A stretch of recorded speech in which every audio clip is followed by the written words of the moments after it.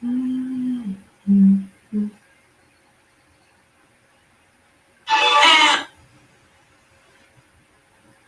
mm, mm, mm.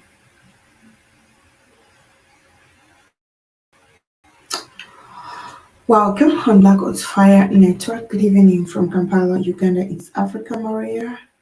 Yet again today, it's a Monday. And let's dive right into our topic of discussion today. Our topic of discussion is agricultural geopolitics in Africa. Today's discussion has been inspired by an event that transpired yesterday here in Kampala, where I and one of my colleagues from school, of course, was trying to do our own research and, of course, some field work as we came across one of a GMO plantation here in Uganda, actually, which I'm so very much sure of that the world is silent about it. And most of the Ugandans do not know that this place actually exists in Uganda.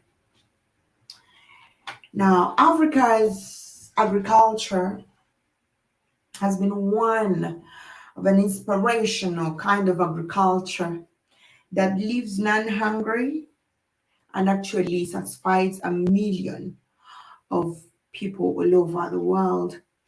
Unfortunately, in 1997, South Africa embraced genetically made uh, food, and it has been on a rise or on an increase each year that passes by, to the point that GMOs have overtaken the percentage, at least in Africa. Now, most Africans do not really know and do not really understand what GMO is. All they do is look at something, and the most biggest impression will be exclamating like, "Wow, what a beautiful fruit it is! What a beautiful mango this is!" And little do they know that this is just not any ordinary mango, but a genetically made mango, watermelon, whatever it is. Now, like I was saying, yesterday, I and my friend, actually, a colleague from school, we were given, an assignment. So, but throughout our research, we discovered that there is a GMO plantation. Actually, it's a huge plantation in Uganda. And no journalist talks about this. No one talks about this plantation. And the citizens of Uganda actually don't know anything about this plantation, but it has been established in Uganda. It was financed by the Warren and Sons, of course, the billionaire Bill Gates and Monsanto. These people funded this. Uh, they funded this plantation. As we came close to that plantation, actually, there was a word written on it like restricted area. And more especially, journalists are not allowed to enter in that plantation. And I can tell you, we came back running because they were chasing us like terribly. They were chasing us. So, what came into my mind was like, if this is good, why is it that they are doing it in separate? And why is it that they are not allowing anyone to actually, if it is a good thing, of course, you have to teach the world, you have to teach the society, you have to teach the citizens of this country about it. But why is Bill Gates, why is the Monsanto and, the Warren and Sons doing this secretly down here in Uganda? And of course, we have seen a lot of the I wanna bees and a lot of billionaires investing a lot of money in the Africa's agricultural system. Like I always say, there is no Mzungu is here for no reason. They may blindfold you with their "I'm here to help, I'm here to cause positive change. I'm here to uplift you and whatever. But there is always a big hidden agenda behind whatever things that they're trying to do. Of course, we know Monsanto is the largest producer of pesticides and GMO seeds. So he's being in Uganda uh, has an impact on this GMO, and also an impact in Uganda's agriculture sector. Now, most of Ugandans are still traditional farmers, and we know that Uganda's backbone is agriculture, and it relies on agriculture. You know, when it comes to its economy, actually. So, when you hit the agriculture system of Uganda, you hit Uganda so hard. Um, I remember some time back, um, Macento was had a meeting with a lot of local farmers, and he was trying to introduce new technology. At that time, I wasn't very much aware of these whole things. But of course, I was somebody who always loved listening to. So I watched this guy on TV, and I followed his agenda and everything. And he was trying to convince the people of Uganda, like, it is possible for us to make the rain, it is possible for us to make it rain, so you have to choose. I quote, and I was trying very much to find if there is a documentary about this, but I quote him saying that you can make Africa rain throughout the year when you plant specific seeds. And if you look at these plants that they are trying to make Africa embrace, they do not actually call them GMOs, but they call them climate resistance plants, or they call them climatic resistance, plants or seeds, whatever. But why are they calling them climatic resistance? Because these genetically made things have living organisms in them. They are mixed with animals and other creatures, with organic plants and all that to make them. So that means if a plant, part of this GMO is dying, another, you know, how can I even call them? I don't know how to term them, but we know they mix them with other, like, animals and genes, with whatever genes they mix in there, whatever. If this other organic or this other plant part of the GMO is being affected by the climate, the weather, and what have you, of course, this other gene that is in this plant will fight these other climatical condition, and that's how we see them maneuvering through the changes. Now, in other words, this man was trying to let the Ugandans know that there is a time when you are going to experience a very harsh climate. Uganda is one of the countries in Africa which receives rain throughout the year and sunshine throughout the year. If it rains in the morning, you expect to see some sunshine in the afternoon, in the evening. If it rains at night, the next day you are so very sure that you're going to have some rainfall, and so that's how the weather has been here until of recent, that the rainfall in Africa is very, very, very different. It has changed. The weather and the climate in Africa is unpredictable. So, like some, people keep on asking, okay, when is the season? Okay, could this be the rainy season? I don't know. I really don't know, because you can never know the season now. So farmers are confused of what to plant, when is it ready, when should we, because the weather and the climate is very unpredictable down here in Africa. Now, this is the first step to push the African farmers into falling prey of the GMO products that Monsanto and the Warrens and Sons are trying to gain. Recently, Bill Gates, of course, came in Africa, in Uganda particularly, and he was saying that he's giving in a $7 million commitment to this GMO thing, and he committed himself that he's ready to give Uganda $7 million for Uganda to embrace and make sure they embrace new technology, and of course have other climatic resilient plants on the continent and also in Africa. Now let's first look at South Africa. In 1997, South Africa embraced GMOs. South Africa has been one of the African countries that has embraced GMO and has a biggest percentage of GMO production. Now, South Africa supplies its products all over Africa and outside Africa. The apples, the South African oranges, the South African grapefruits.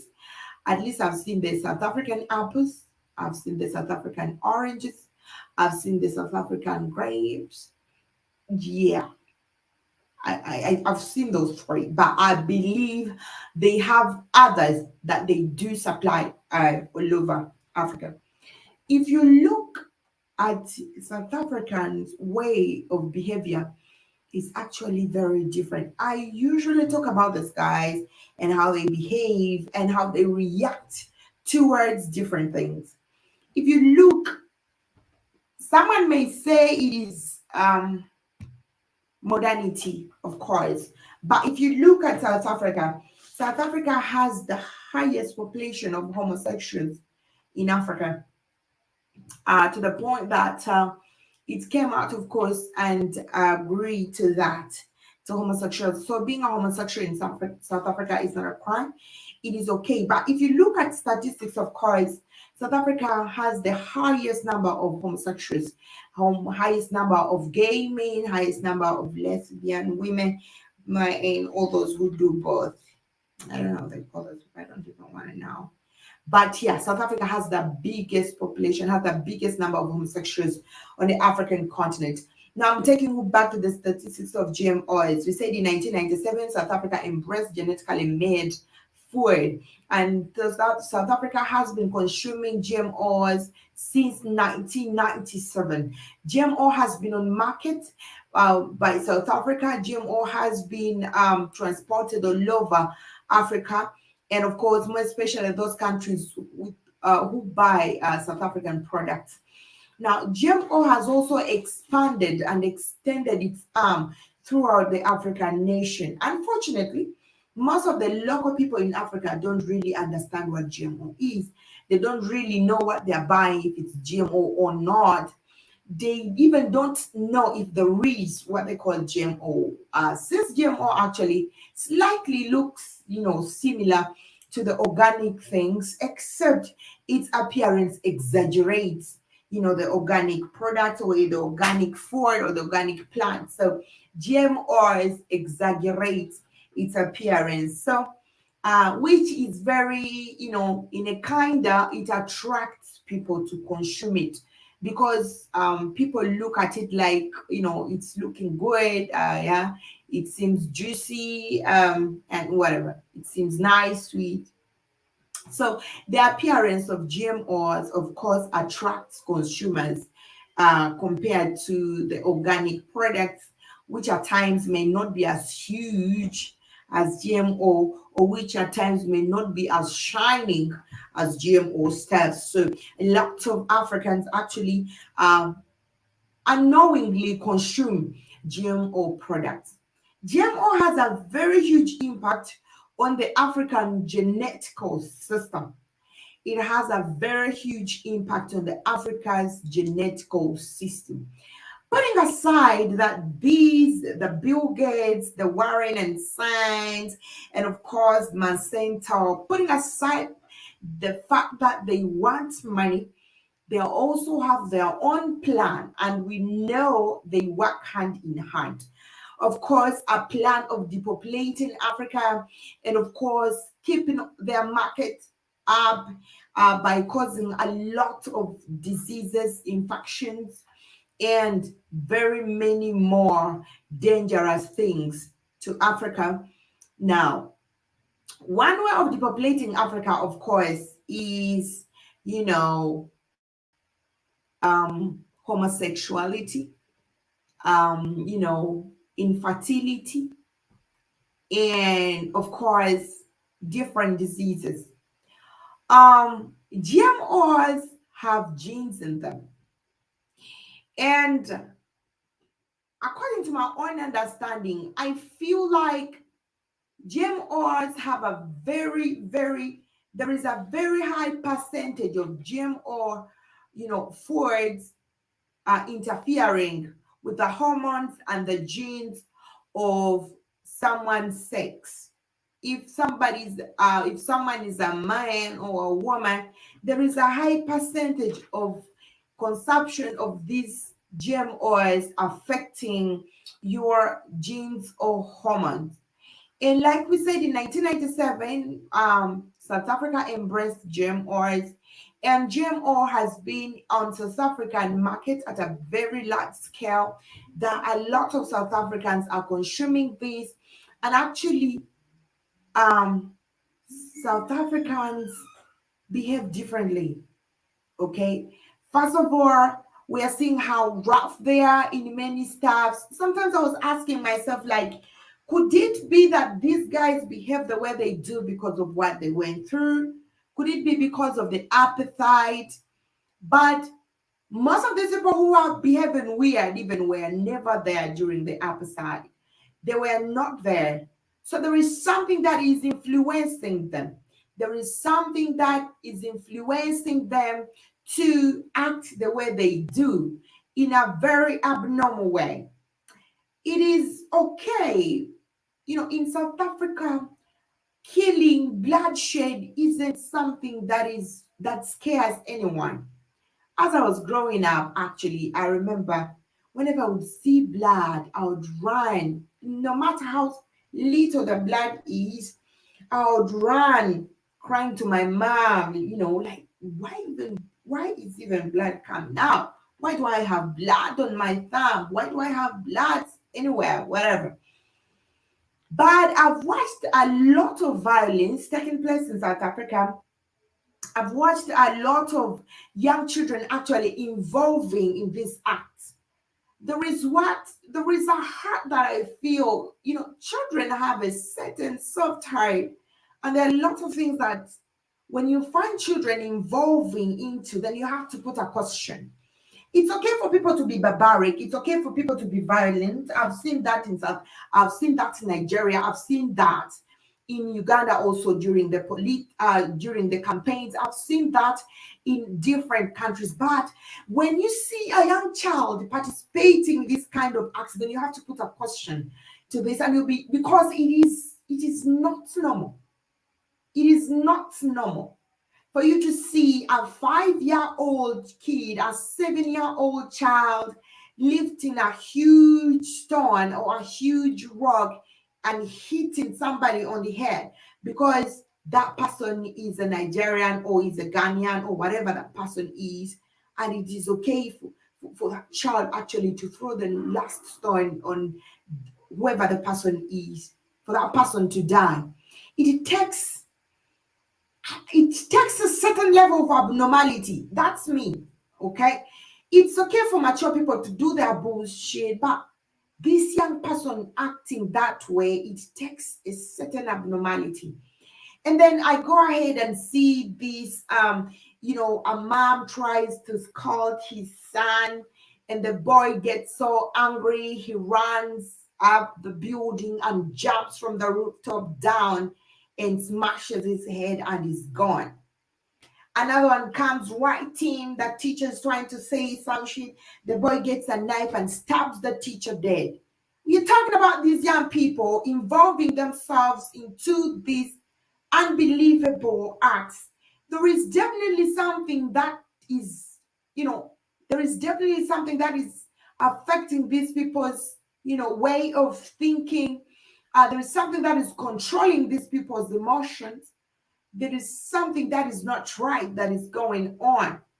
And I'm sorry to say, somehow, me, I give credit to all these abnormal things we eat, because food is very important.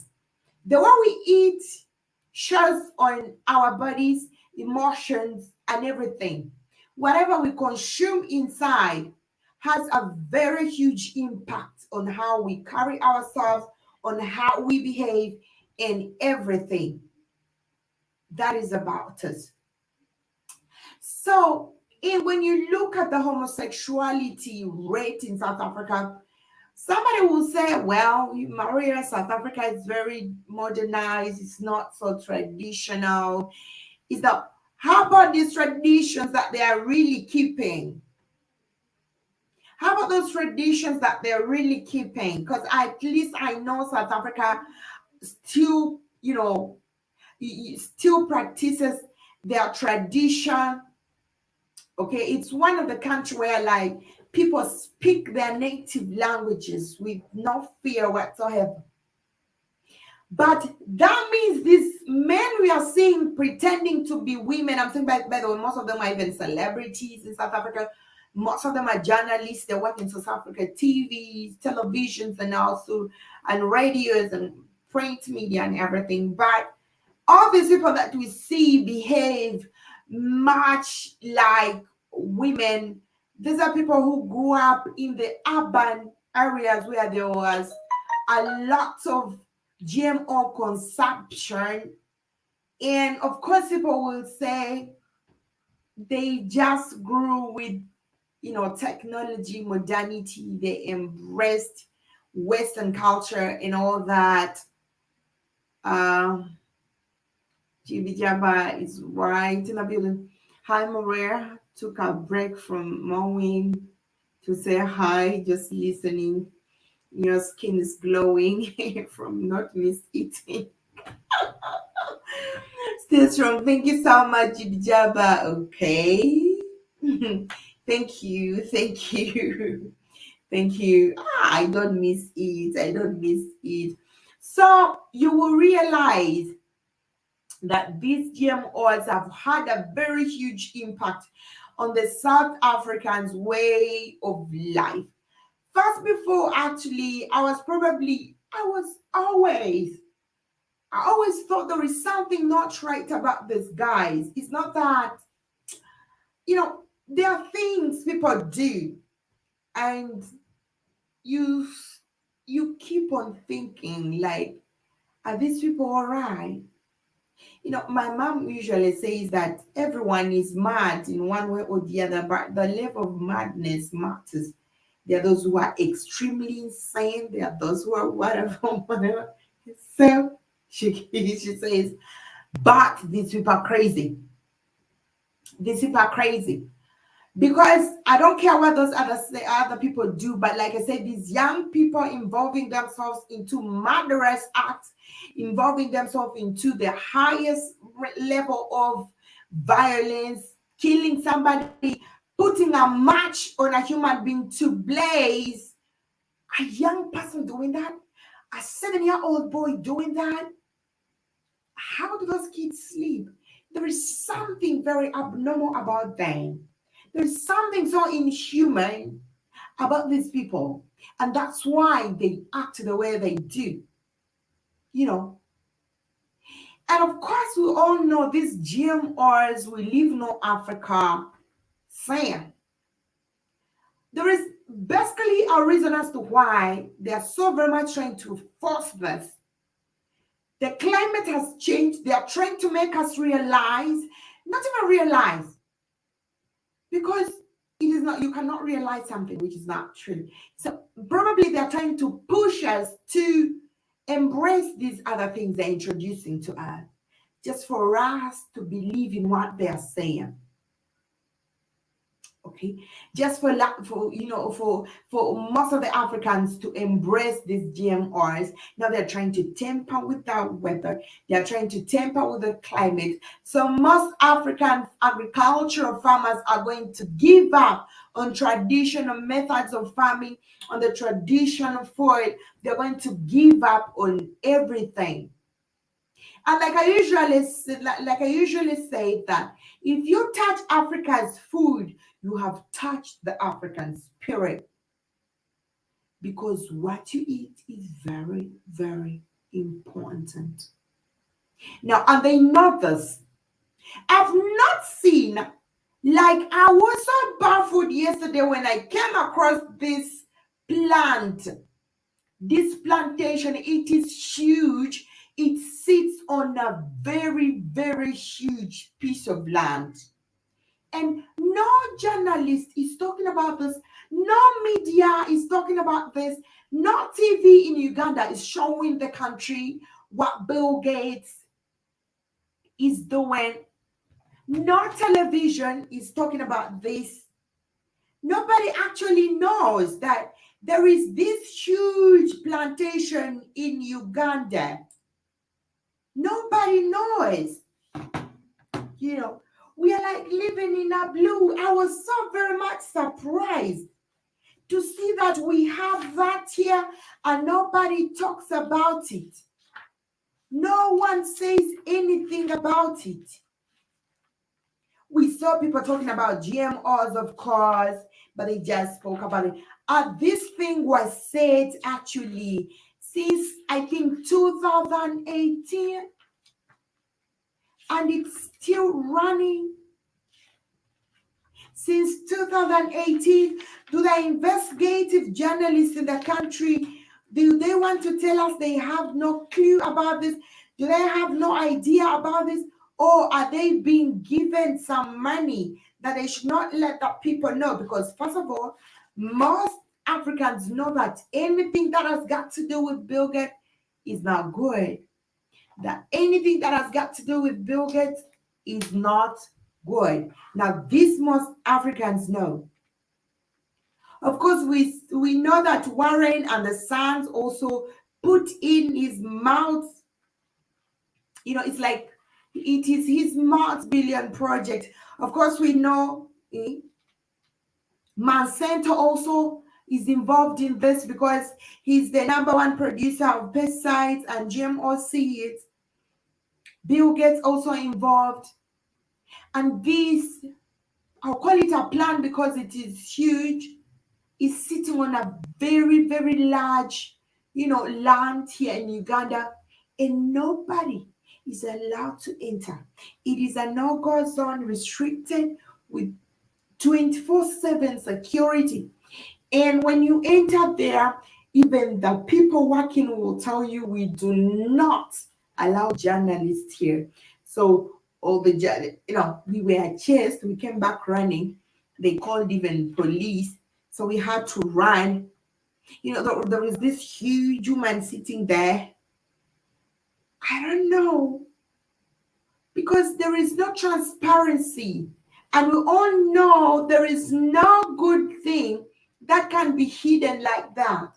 Of course, something to be proud of can never be hidden like that. Why should you hide something to be proud of?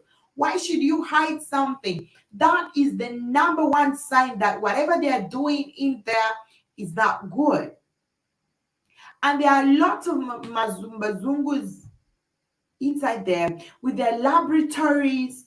So they are carrying out these things. You're testing the Ugandan seeds, you see, testing the Ugandan seeds with their GMOs. So they are studying our organic plants, and they have to know how to go about them to make sure that people reject these plants, because nowadays agriculture is business. Nobody wants to invest in something that they're going to have loss. Nobody. Everyone wants to invest in profitable things.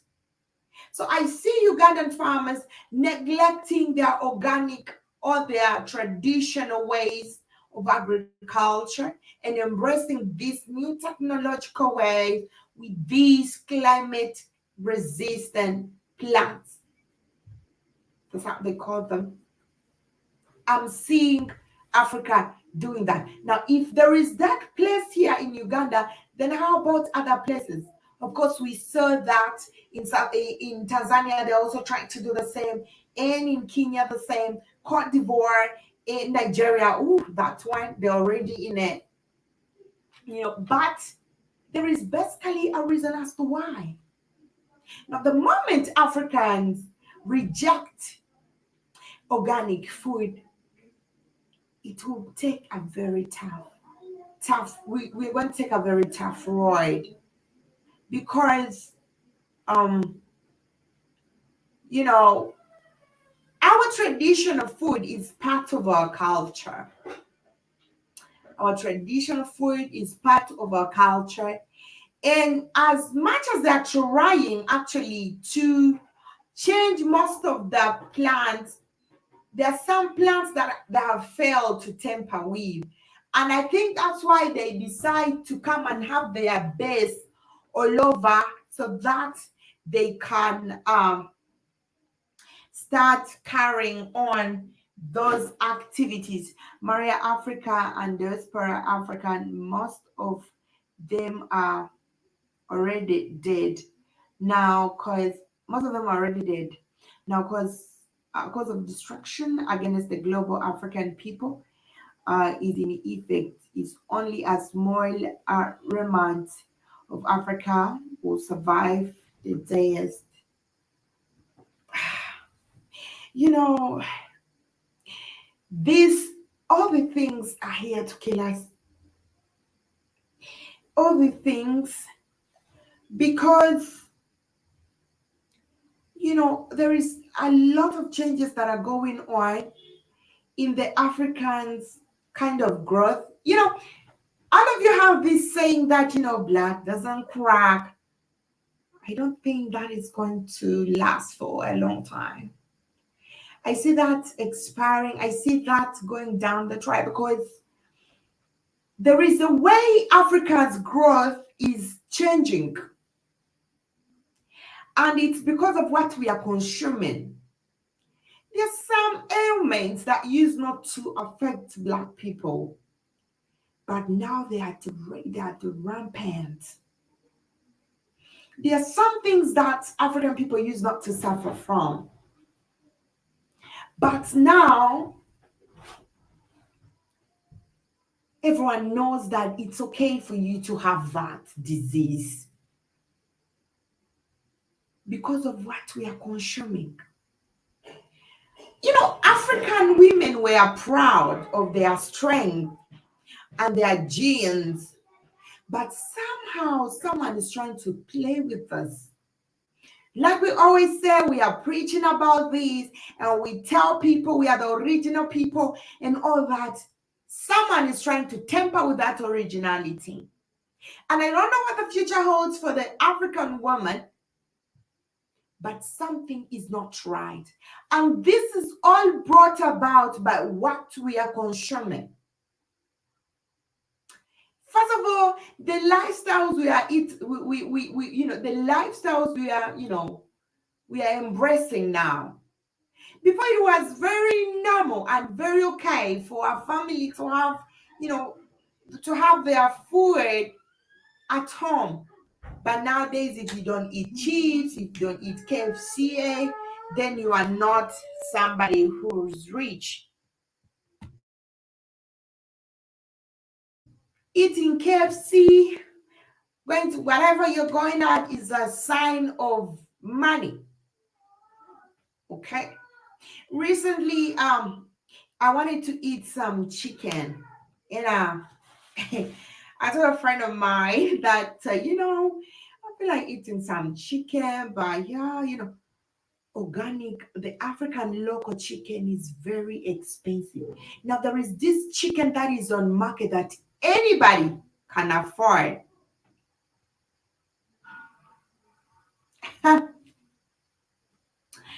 Anybody can afford. Joby says eating KFC does not mean okay. I think my laptop is going to go off. Joby says eating KFC does not mean you're rich. I don't know in Kenya, but here I don't mean that it means you're rich. Yeah, I don't know. I don't know how to put that. But I said, let me try to check my laptop. This is not. It's not charging.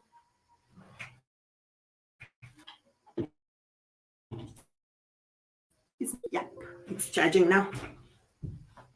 Most people have that lifestyle. Okay, that's what I know. That's what I know, because first of all, you have to live in that modern way. You got money, so cooking is so traditional. You whatever you cannot peel because you have to secure your fingernails. You're not going to go through all those processes, making your hands dirty and everything. So yeah, and and then what is gonna happen? Of course, you have to eat KFC because that is how people label themselves. That's how people think. Fast food is not a quick thing that I'm hungry, I have to eat. Even somebody who is staying in the house throughout the day on her phone still wants to order for fast food. They have to order for chicken and the chips and they consume that. And then the fast food, I guess, should be something that you order so fast because probably you're very busy to do some homemade food or stuff like that.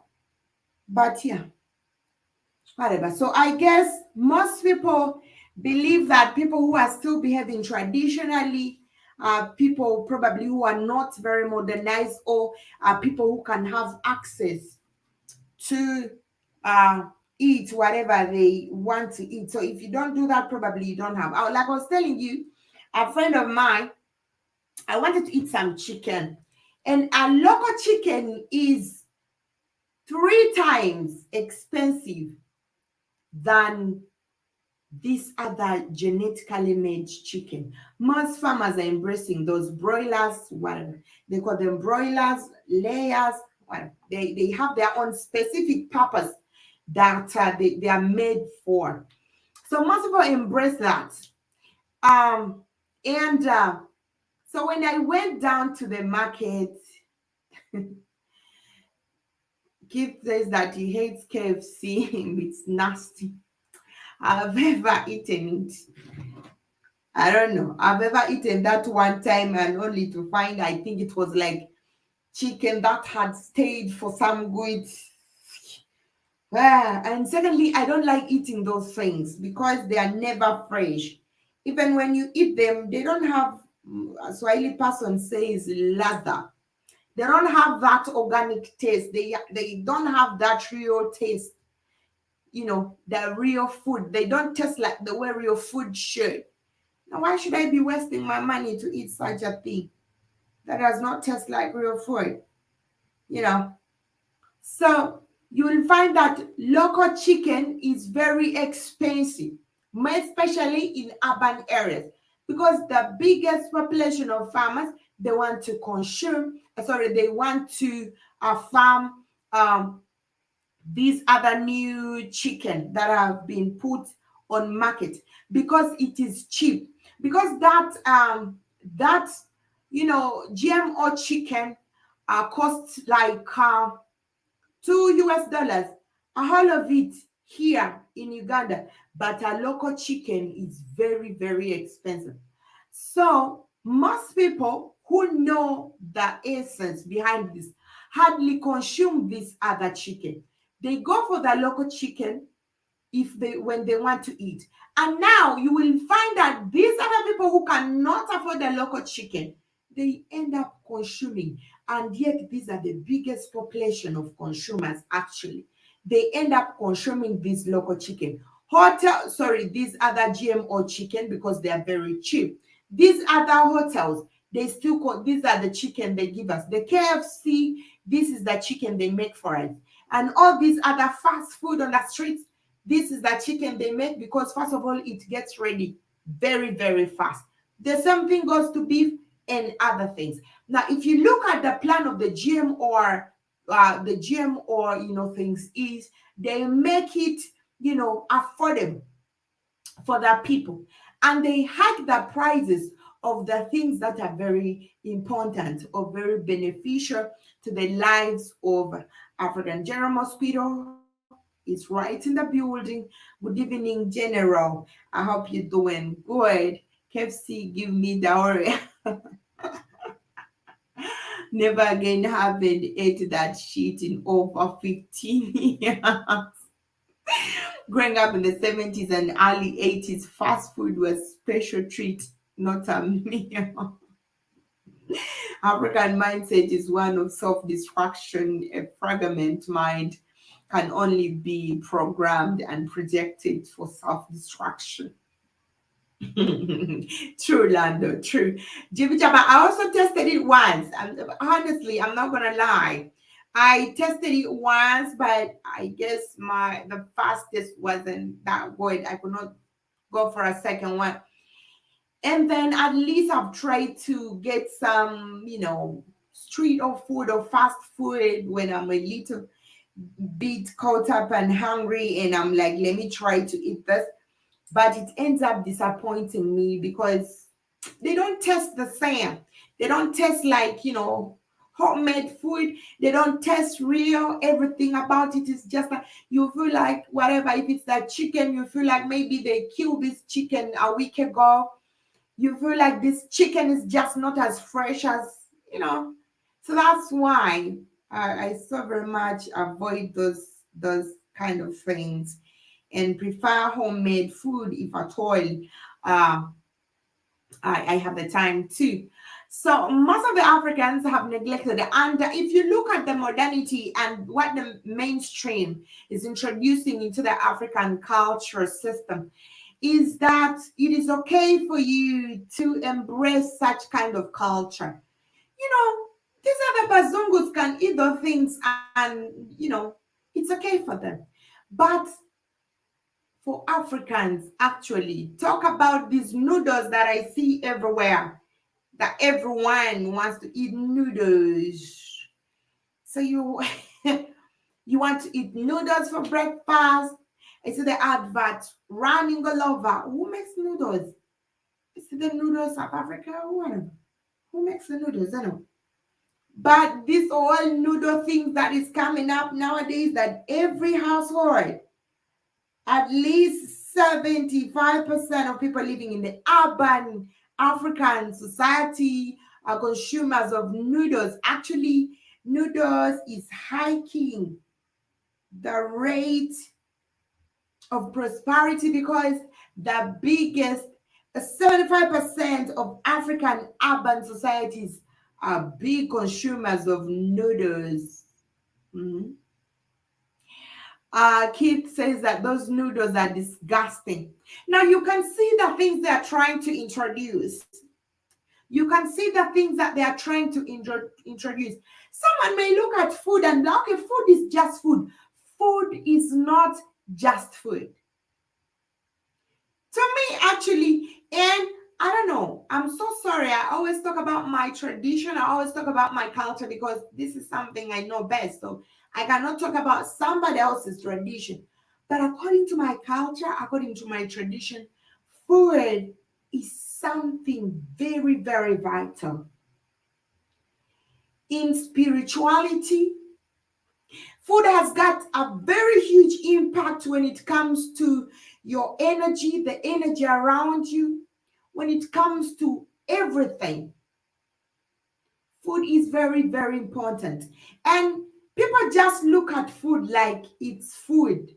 That's why food, the type of food you eat, has the potential to make you infertile or to prolong the rate at which you will get pregnant as a woman, the same thing as a man. So food is very important. People shouldn't just look at food like, anyway, this is food. It's something just go in and satisfy my stomach. It is everything you are. Food is everything you live. Food is everything you are. Food is everything about you. Okay? They taste like the sweat of a dead man's bones. When did you taste that? You garbage out fast. Giggle. So, so food, before even you think about anything, food has a very huge impact according to my tradition, actually. Like I say, I don't like talking about other people's tradition because mine is the tradition that I understand best. We grew up knowing that food, starting from how you are cultivating this food to how you're going to consume this food, has a very huge impact. Now, this was a training that was made for the women, for the girls, because in Africa, it is, a woman, it was important for a female person to understand everything that goes around with the food, how you're making this food, how you're going to cook it, why you're cooking it like that, as you peel it, why you should, if at all it is matoke, for example, why you should peel it the way it is. And people look at these norms, people look at these values like, okay, Africans just go through a lot, man. Why should you do that? So if I do it this way, why? What is the problem? Why? What is the problem with me doing this the way I do it? But there were always some norms, values, and beliefs that people used to, follow to the final consumption stage of food. That even when you're eating food, you have to eat it in a certain manner. You just don't just bubble like that. I see people bumping their mouth like, yeah. On camera, I see some people who make some videos. They cook their food and they start eating. Like, I'm like, do you have any manners? How do you even eat like that? How do you even chew like that? Or in front of a camera, and you're eating like that. But anyway, so food is something that is very important, more especially when it comes to Black people, when it comes to Africans. And these other people know it, and the Mzungu understands it. So he knows the moment we tamper with the food, we pam, Africa, we have you. The moment we tamper with what you're consuming inside Africa, we got you. We are able to control you. They talk about these chips. They talk about the microchips. That is not going to do anything to Black people, but the food is going to have a very great impact on the Africans understanding how we embrace knowledge, how we absorb information, how we interpret things, our procreation system, and everything that governs our being as Africans. The moment you touch the FOOD, you have touched us. And these people know it very well. Food was very essential in the African traditional system, in the African grooming, in the African livelihood, and everything around Africa. And it is still up to date. We still celebrate that. We still embrace, because food is part of our culture. It is part of our practice. That's why even our agricultural way, that's why the agricultural system was also different. Like I say, we followed certain rituals from the time of planting, from the time of clearing that land to planting, harvesting, preparing the food, putting it in the pans, delivering it on the table, and how we consumed it. Food was respected in African traditional society, and that's why a true African never denies another food. You don't fight for food. You don't hide your food under your bed simply because somebody has knocked on your door. You don't hide food, because we believe that this was given to us by Mama Land. This was given to us by nature. As you're given, so should you give. And that was African tradition, except today, where people be hiding their saucepans under their beds in those small houses of theirs, where they be, adding more water and more water, telling the visitors the food is not yet ready. Of course, some of them will give you the excuse of economy, but no matter how small something is, I mean, food is just food. I eat it now and I'm feeling hungry tomorrow. So why should I be fighting about it? But we behave this way because we neglected the norms, we neglected the beliefs and the culture. And that's why we are about to fall prey.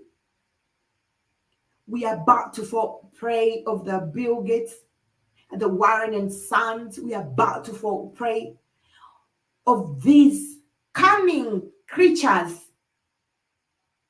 that are trying to maneuver their way through, because they know that the only thing that has the only thing that has kept us going is our consciousness.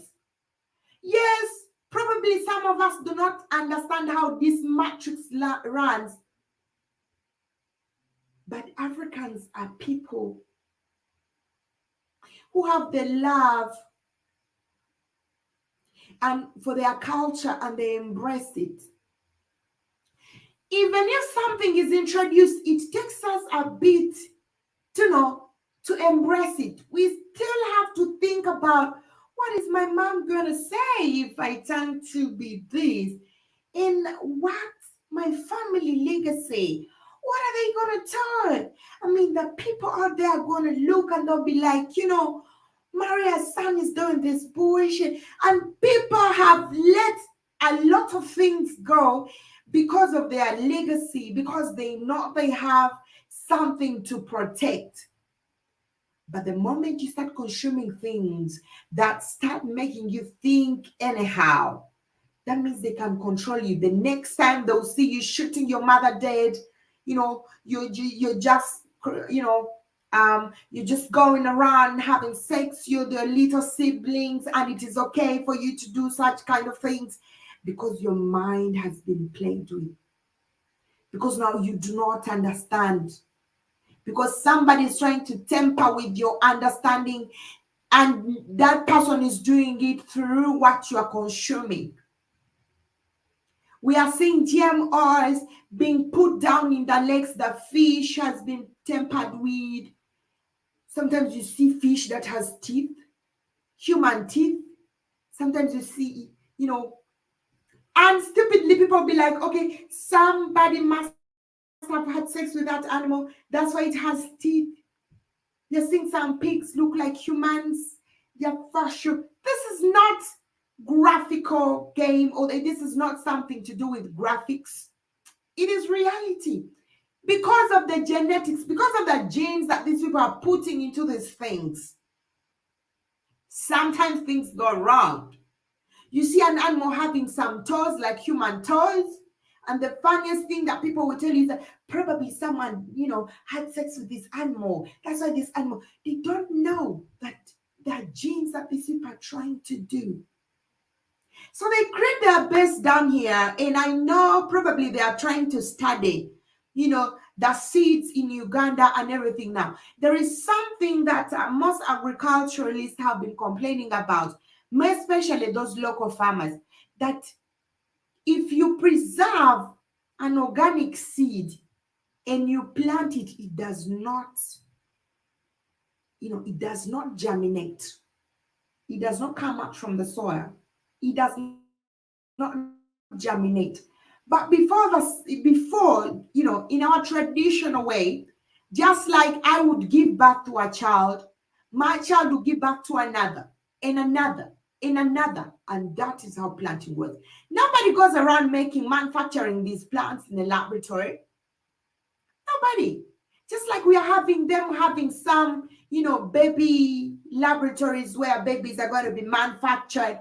You just get your ovary and your husband's sperms, and they incubate the child. After 9 months, of course, you go and get your child from the incubator, and you carry your child. There is, and then this is what is being done with the plants as well. So they give us an excuse. So we are going to have incubators simply because people have to continue working These women emancipation and all that feminist shit that people be doing. Some mothers have to work. We women have to hustle, so we cannot be carrying your baby for whose baby? Is it not your baby? Do they even know? Do they even know the importance of a woman carrying, her child inside her womb? Do you know why children love their mother more? Do you know that connection? And these people are taking that away. So your child is going to grow up from an incubator. The next thing your child will cut off your head like who is this? I mean, who are you? I don't even know you. And then you will hear women complain about about those kind of things. But anyway, without agriculture, there is nothing. Society cannot exist. But if you attack the food with the chemicals, you control the mind, growth, and the progress of the people. Exactly what I'm saying. Exactly, Lando. Exactly. Plus, there are subliminal tactics used in advertising, news, in other media agents. In other media gets implanted in the brain, corrupting thoughts and actions. The media, we journalists have so very much been used to influence the Africans and also to change how the African concepts, and to change the Africans way of viewing things.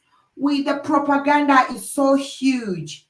No wonder the journalists in Uganda are not. We had one of the best investigative journalists in the country, actually, who was taken by CNN.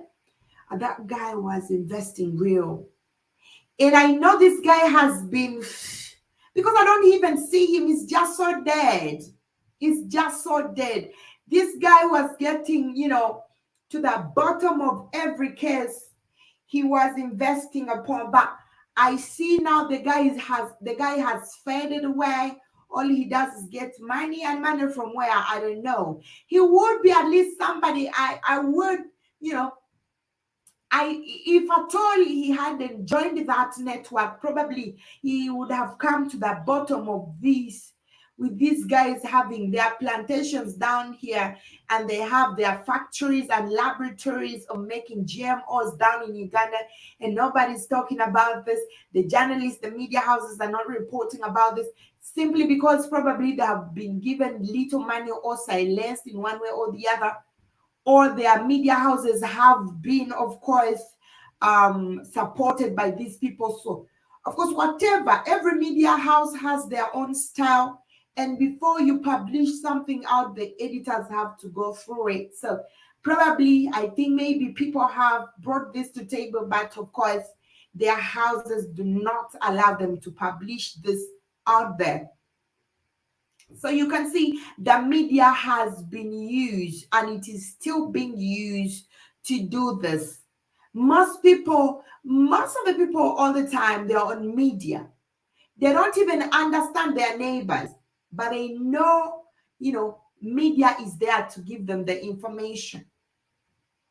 Okay, now in the end of this oil, Africans are embracing a lot of things that are against our well-being and our existence. Blonde wigs, bleaching cream, Congo daddies. Because, bleaching cream and all those stuff, I don't want to talk about, because this is how beauty is represented. You're supposed to be light, you're supposed to bleach your skin. This is how the society introduces beauty, African beauty. So if you're dark skinned like Maria, somebody start questioning, like, why are you so black like that? If you got this like this hair of mine, like, don't even have money to buy a wig. Why is your hair like this? Because I have to show how much money I got. I have to wear that expensive, they call it what? Human hair. I get that. Is it? But it's not African human hair. I don't know. I don't know. But that's what I hear. So maybe it is for the Indians or whatever, whoever's hair it is. The ladies call it human hair. So this is like expensive hair and all that blah blah. Because this is what the mainstream shows. For you to be a classy woman, you should have that wig on your head. You should have that, human hair. Not everybody can afford that human hair. Ah, so I guess you have to tan your skin because whatever. But this is all that doing of the media.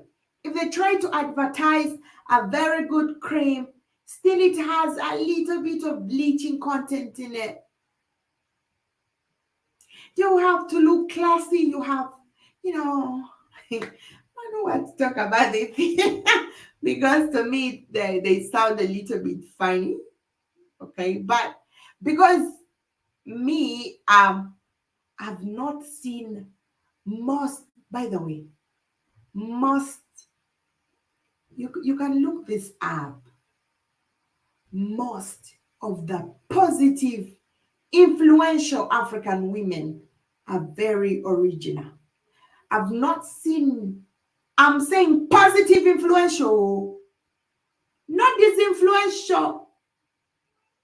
I'm saying the positive ones, the women who are in the right politics, talking about the women who are in the right Pan-Africanism, the women who are fighting for Africa, protecting, most of them I've seen.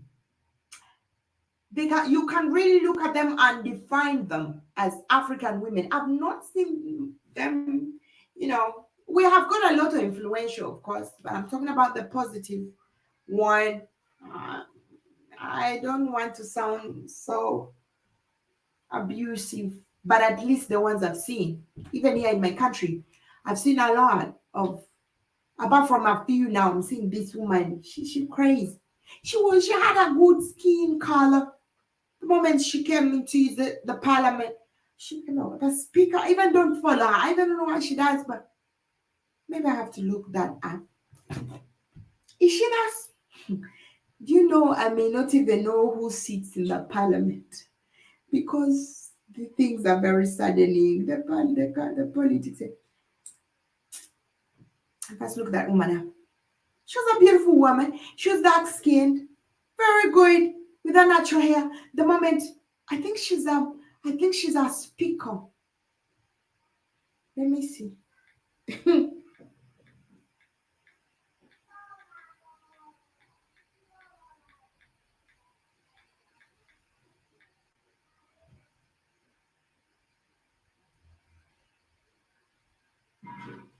Yes, she is. She's called Ruth Among.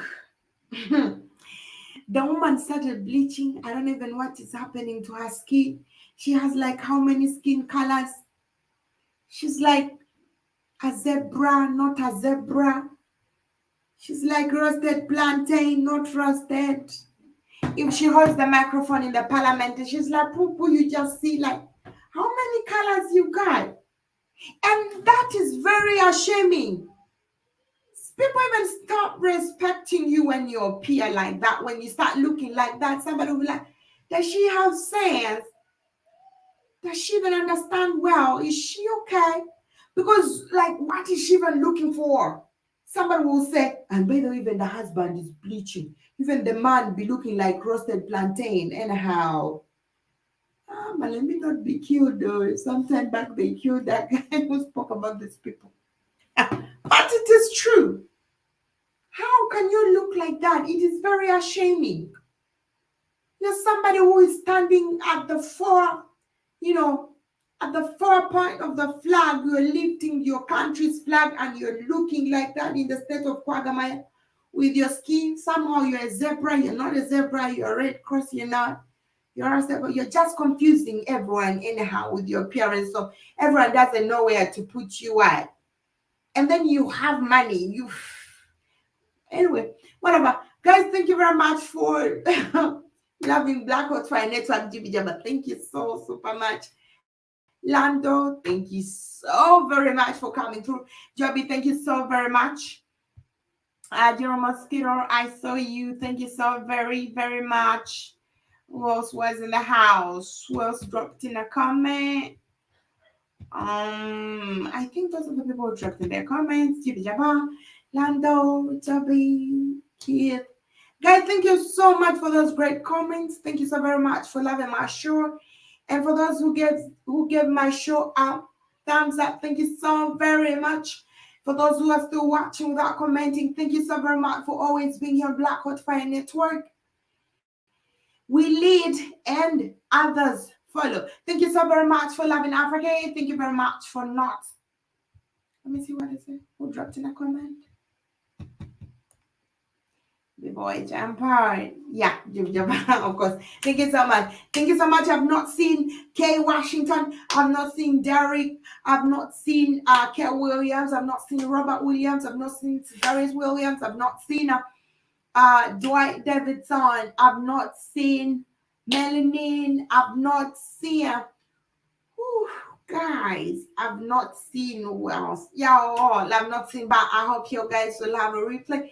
And for those who have watched without commenting, thank you so very much. We love you so much. This has been Africa Maria from Kampala, Uganda. Stay tuned. Lots of beautiful things coming. Of course, Keith is coming in the studio. Stay tuned for another show. Thank you very much, guys. It's a bye-bye from me. See you tomorrow. Same time this